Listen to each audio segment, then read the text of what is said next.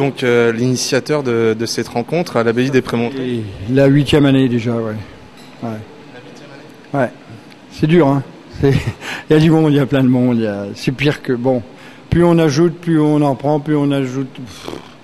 Vous êtes victime de votre succès? Ah ouais, on a commencé. D'habitude, on faisait que le samedi soir. On a fait déjà une soirée hier soir, 500 personnes. Ce soir, 500 à midi, 150. Demain, à midi, 150. Pourvu que ça ne rattaque pas l'année prochaine, pas avec le jeudi, parce que là, on n'en peut plus. Non, mais c'est bien. Ça prouve que c'est du sérieux, que ça tient la route, quoi. Voilà, c'est bien. Non, c'est bien, parfait. Puis tout le monde joue le jeu, c'est magnifique. Donc on vous retrouve dans les conférences en tant que maître de cérémonie et derrière les fourneaux aussi. Ah ben les fourneaux, bon, moi j'ai une équipe parce que moi je travaille plus beaucoup, mais j'ai pas trop le choix. C'est-à-dire physiquement je peux plus trop travailler, mais voilà, il y a une équipe qui travaille, c'est bien. Mais bon, il faut tout gérer, hein, vous avez vu, il y a Monde Fou, il y a les stands, il y a le marché aux truffes, il y a plein de choses, quoi, voilà. Il faut venir, il faut que les gens viennent parce que je crois que c'est encore mal connu, il faut que les gens se déplacent. Un marché comme ça, réunir 30 personnes qui vendent pas du tout la même chose, c'est extraordinaire, quoi. Il y en a plein partout. Et puis c'est pas cher la truffe. Faut arrêter de dire que avec 40 grammes, on peut faire un repas pour 4 personnes. Donc 40 grammes aujourd'hui, 4 x 4, 16 euros. Attendez, un paquet de cigarettes, c'est combien? 8. 2 paquets de cigarettes, on se fait une bouffe avec, bien sûr, faut mettre les ingrédients en plus, mais la truffe est là. On retrouve aussi des produits du terroir pour compléter un peu cette manifestation.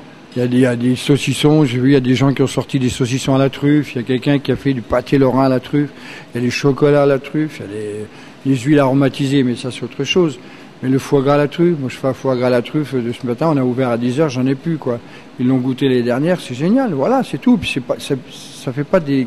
Oui, faut pas qu'on pense que c'est toujours très très cher. Non, c'est ouvert à tout le monde. J'ai voulu démocratiser le foie gras il y a 20 ans, je veux démocratiser la truffe aujourd'hui. Tout le monde a le droit d'en manger, et heureusement. Voilà, c'est surtout ça le but de l'opération. Et pour l'année, pour la crue de cette année, qu'il est-il justement? On a vu un peu au marché qu'il était assez bon justement, le cru 2011. Le cru, oui, mais bon... ouais, le cru est bien, mais depuis 3 jours, ça pourrit. Sur 10 truffes qu'on trouve, il y en a 8 de pourris.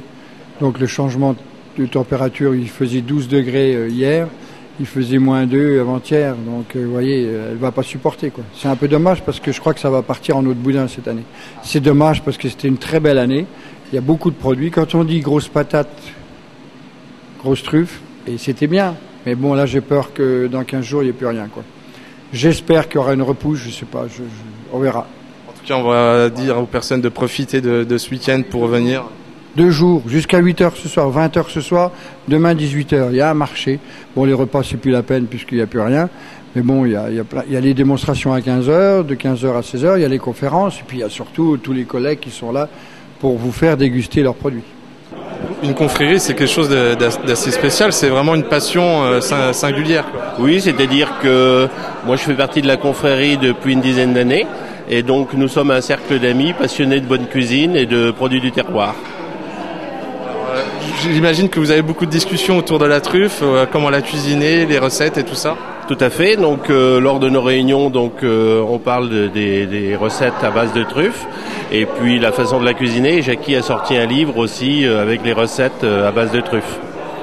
Le point d'orgue, c'est ce week-end justement à l'abbaye des Prémontrés où on vous retrouve et tous les produits et agriculteurs de la truffe. Oui, tous les ans, il y a la grande fête régionale de la truffe en Lorraine où nous accueillons une vingtaine d'autres confréries. Et donc à cette occasion, il y a un marché du terroir avec les produits locaux et même des produits régionaux autres de la région Lorraine. Donc on peut dire que les Lorrains ont le monopole de la truffe? Voilà, les Lorrains ont le monopole de la truffe pour la fête régionale, bien sûr. Et il y a aussi d'autres fêtes de la truffe en France, notamment à toute cette période d'automne. Ça fait à peu près une quinzaine d'années que mon entreprise vient ici pour vendre des produits du PIO, c'est-à-dire de la région de Longwy. Nous avons une chocolaterie importante. J'étais même président des chocolatiers de France pendant 20 ans. Et depuis, on s'est recyclé un peu dans le traiteur haut de gamme. Évidemment, on travaille beaucoup la truffe. On ne vend pas de truffe en état, mais on fait tous les produits à base de truffe. Des brioches aux truffes, du foie gras à la truffe, des truffes à la truffe, des truffes au chocolat à la truffe. On fait beaucoup de produits à base de truffes de Lorraine. on en travaille aussi toute l'année parce que il y a de la estivum, c'est de la truffe de la Saint-Jean. Donc on travaille une partie de truffe de la Saint-Jean. Et puis après on travaille avec celle d'ici, de Lorraine. Puis bientôt on va travailler avec de la mélanos qui vient du Midi, la mélanosporum. C'est du foie gras, une boule de foie gras roulée dans de la truffe. On appelle ça diamant noir. En général c'est pour 2 personnes ça. On la coupe en 2 et puis avec du pain grillé, on la tartine et ça fait une petite entrée extraordinaire et c'est pas si cher qu'on ne pense. La truffe, c'est pas si cher. On a l'impression que c'est évidemment 1 kilo de truffe, ça fait cher, mais en général, on emploie 10 ou 20 grammes, il y en a assez.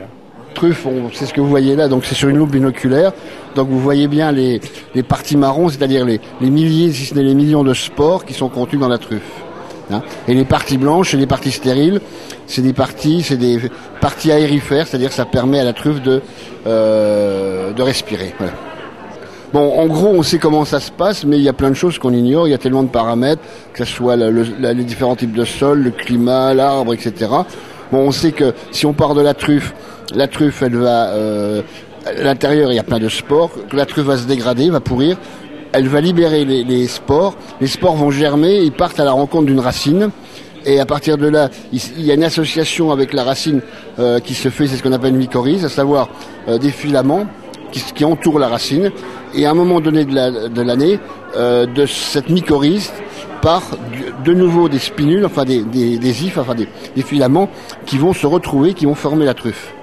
Parce qu'un champignon, de toute façon, ce n'est que l'hémicélium, c'est-à-dire un ensemble de cellules. Voilà. C'est passionnel, quoi. Avec la truffe, la plupart des gens qui produisent de la truffe ou qui vont chercher, c'est passionnel.